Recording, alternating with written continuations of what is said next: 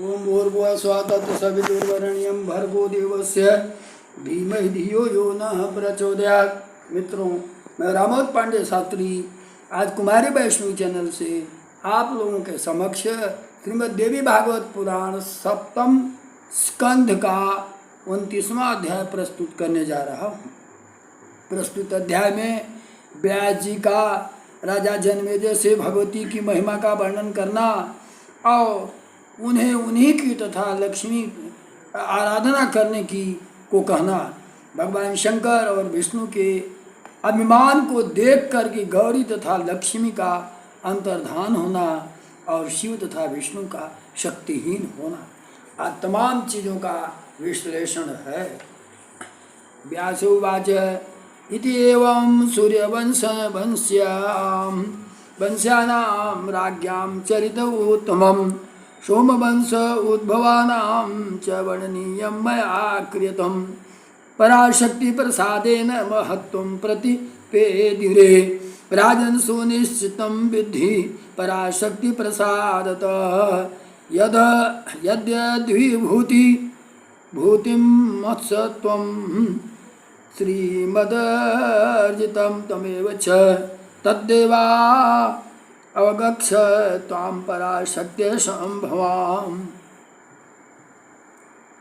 यहाँ उन पराशक्ति की कृपा सब पर कुछ सिद्ध हो जाती है।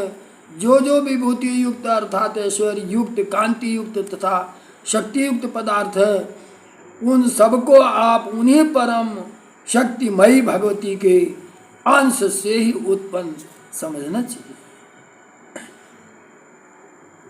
एते चान्ये च राजानं पराशक्ते उपासका संसार तरुमूल्यस्य कुठारा भवन नृपः तस्मात् सर्वप्रयत्नेन संसेव्या भुवनेश्वरी पलालयमिव धान्यार्थी त्यजेत अन्यशेषतः। ये तथा अन्य बहुत से पराशक्ति के उपासक राजागण संसार रूपी वृक्ष की जड़ काटने के लिए कुठार के समान हो चुके हैं। अतः जिस प्रकार धन चाहने वाला व्यक्ति पुआल छोड़ देता है, उसी प्रकार अन्य व्यवसायों का पूर्ण रूप से त्याग कर देना चाहिए और संपूर्ण प्रयत्न के साथ माता भुवनेश्वरी की उपासना करनी चाहिए। आमथ्य वेद दुग्धाब्धि प्राप्तम रत्नम मया नृपा पराशक्ति पदाम्भोज कृत्यो अस्मि अहम तथा। वेद रूपी क्षीर सागर का मंथन करके भगवती पराशक्ति के चरण कमलों की कमल रूपी रत्न को प्राप्त किया है, जिससे व्यास जी कहते हैं कि मैंने इतना मेहनत किया है, इसलिए मैं उस शक्ति से कृतार्थ हो चुका हूँ। पंचब्रह्म के आसन पर कोई अन्य देवता स्थित नहीं है, अर्थात इस पंचदेवों के अतिरिक्त उनका अतिक्रमण करके उनके अधिष्ठाता के रूप में अपना प्रभाव स्थापित करने में कोई भी अन्य देवता समर्थ नहीं है। अतः ब्रह्म के रूप में मान्यता प्राप्त उन पंच ब्रह्म को भगवती ने अपने आसन बना लिया, अर्थात उस पंच देवों की अधिष्ठात्री शक्ति के रूप में वे अधिष्ठित हुई।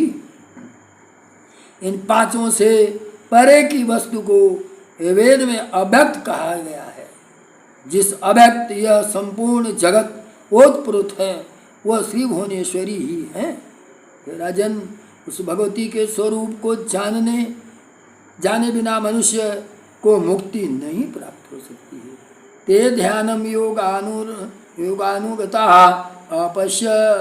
अपश्यन देवा आत्मशक्ति स्वगुण निर्गुणाम तस्मात् सर्वप्रयत्नेन जन्म साफल्य हेतवे लज्जया वा भयनापि भक्त्या वा प्रेम युक्त्या सर्वसंग परित्यज्य मनो हृदय निरूप्य च।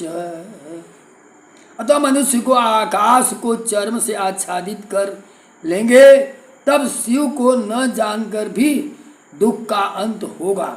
अर्थात जैसे चर्म से आकाश का ढकना संभव नहीं है, वैसे ही शिवा तत्व के ज्ञान के बिना दुख का अंत संभव नहीं।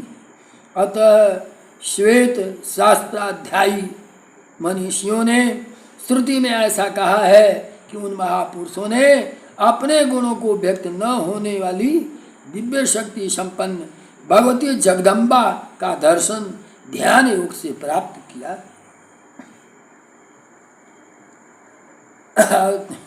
तन्निष्ठ तत्परो भूयातीति वेदांत डिमडिमः तेन केन निमेषाणपि स्वपन्तिष्ठति प्रजानपि कीर्तयेत सततं देवी स वै मुच्यते बन्धनात् तस्मात् सर्वं प्रयत्नेन भज राजन् महेश्वरी। व्यासी कहते हैं, देखिए, जिसके यश को गाने से मनुष्य अपने जन्म रूपी बंधन को मुक्त प्राप्ति कर लेता है, ऐसे पराशक्ति माता का सदा सदा जप तप एवं उनका चिंतन मनन करना चाहिए। वीरांग रूपा सूत्र रूपा तथांत आर्यम रूपिणी सोपान क्रमतः पूर्व तत् शुद्ध हेतु चेतसी। तो हे राजन, आप विराट रूप वाली, सूक्ष्म रूप वाली तथा अंतर्यामी स्वरूपिणी महेश्वरी की उपासना कीजिए। इस प्रकार आप पहले से सोपान क्रम से उपासना करके पुनः अंतःकरण शुद्ध हो जाने पर सांसारिक प्रपंच तथा उल्लास रहित सच्चिदानंद लक्ष्यार्थ रूपिणी तथा ब्रह्म रूपिणी उन पराशक्ति भगवती की आराधना कीजिए। उस भगवती में चित्त को जो लीन कर देता है वही उनका आराधना कहा गया है। राजन राज्ञा पराशक्ति भक्ता नाम चरितम मया। हे राजन, इस प्रकार मैंने सूर्य और चंद्र वंश में उत्पन्न पराशक्ति के उपासक, धर्मपरायण तथा मनस्वी राजाओं की कीर्ति, धर्म, बुद्धि, उत्तम गति तथा पुण्य प्रदान करने वाली पावन चरित्र का वर्णन आपको सुनाया है। जन्मेजय उवाच गौरी लक्ष्मी सरस्वत्यौ दत्ता पूर्वपराम्बया। पूर्व में मणिद्वीप निवासिनी परा अम्बा भगवती ने गौरी, लक्ष्मी और सरस्वती को उत्पन्न कर उन्हें क्रमशः शिव, विष्णु तथा पद्मी मुनि ब्रह्मा को सौंप दिया। एक बार की बात है, साथ ही यह भी सुना गया है गौरी हिमालय तथा दक्ष प्रजापति की कन्या और महालक्ष्मी क्षीर समुद्र की कन्या, ऐसा कहा गया है। मूल प्रकृति भगवती से उत्पन्न ये देवियां दूसरों की कन्याएं कैसी हुई? महामुनि, यह असंभव सी बात प्रतीत होती है।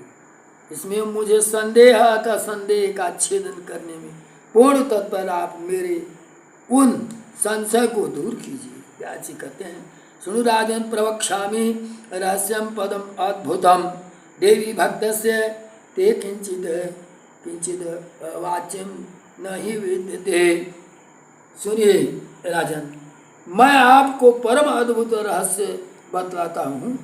आप सदृश देवी भक्त के लिए भगवती का कोई भी रहस्य छिपाने योग्य नहीं। पर अंबिका ने तीनों देवियों, उन तीनों देवताओं को सौंप दी। उसी समय से उस देवताओं ने सृष्टि के कार्य को प्रारंभ किया। हे राजन, एक समय की बात है, हलाहल नाम वाले अनेक महापराक्रमी दैत्य उत्पन्न हुए और उन्होंने क्षण भर में तीनों लोगों को जीत लिया। ब्रह्मा जी के वरदान से अभिमान में चूर उन दैत्यों ने अपनी सेनाओं के साथ कैलाश और वैकुंठ को घेर लिया। तब भगवान शंकर और विष्णु उनके साथ युद्ध के लिए तत्पर हो गए और 60,000 वर्षों तक उनके बीच अत्यंत भीषण युद्ध हुआ। दोनों सेनाओं में महान हाहाकार मच गया। तब उनमें से दोनों में ने बड़े प्रयत्न के साथ उन दैत्यों को मार डाला। अभिमानम तयोर ज्ञात्वा छलहास्यम च चक्रुतुः आलक्ष्मी च गौरी च हास्यम दृष्ट्वा तयोस्तुतो ही। तत्पश्चात शंकर तथा विष्णु अपने अपने लोक को जाकर अपनी शक्तियां गौरी लक्ष्मी के समक्ष, जिनके बल प्रभाव से उन दैत्यों को मार सके थे, अपने बल का अभिमान करने लगे। उन दोनों के अभिमान को देखकर महालक्ष्मी तथा गौरी छद्म पूर्ण हास करने लगी। तब उन दोनों देवियों की हंसी देख करके आदि माया के प्रभाव से विमोहित वे दोनों देवता अत्यंत कुपित हो उठे और अवहेलना पूर्वक अनुचित उत्तर देने लगे। तदंतर वे दोनों देवियां उसी क्षण उन दोनों शंकर तथा विष्णु से पृथक होकर अंतर्धान हो गए। इनमें हाहाकार मच गया। उन दोनों शक्तियों के अपमान के कारण उस समय विष्णु तथा शंकर निस्तेज, शक्तिहीन, विक्षिप्त तथा चेतना रहित हो गए। इस पर ब्रह्मा जी चिंता से अधीर हो गए और सोचने लगे यह क्या हो गया।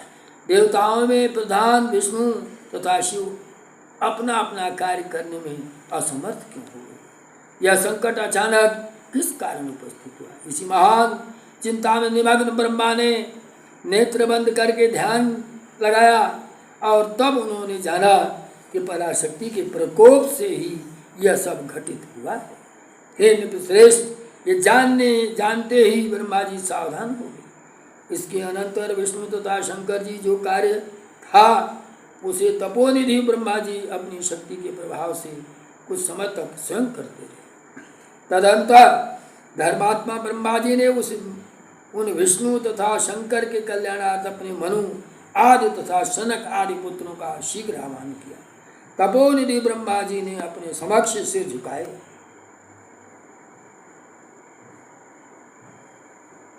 उन कुमारों ने कहा, मैं संसार के भार से युक्त हूँ, अतः कार्य में अत्यधिक आसक्ति रहने के कारण मैं इस समय पराशक्ति जगदम्बा प्रसन्न करने के लिए तपस्या करने में समर्थ नहीं। उन पराशक्ति के प्रकोप के कारण विष्णु तथा शिव विक्षिप्त हो गए। अतः आप लोग परम भक्ति से युक्त होकर के अद्भुत तप करके उस पराशक्ति जगदम्बा को प्रसन्न किए।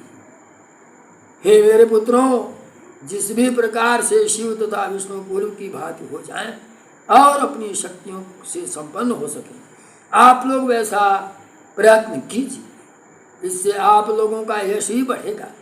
जिस कुल में उन दोनों शक्तियों का जन्म होगा वह कुल संपूर्ण जगत को पवित्र कर देगा और स्वयं कृतार्थ हो जाएगा। ब्रह्मा जी कहते, पिता अहम वचः श्रुत्वा गता सर्वे वनान्तरे हेरिराधयिष्य सर्वे दक्षाद्या विमलांतराः। पितामह ब्रह्मा जी की बात सुन करके विशुद्ध अंतःकरण वाले उनके दक्ष आदि सभी पुत्र भगवती जगदम्बा की आराधना करने की इच्छा से वन में चले गए। श्रीमद् देवी भागवत महापुराणे अष्टादश सहस्रनाम संहितायां सप्तम स्कंधे भगवती समाराध येषूणां देवानां तप कारणं वर्णनम नाम 39अध्यायः। बोलो माँ जगदम्बा की जय, योग माया भगवती की जय, पराशक्ति अम्बा की जय।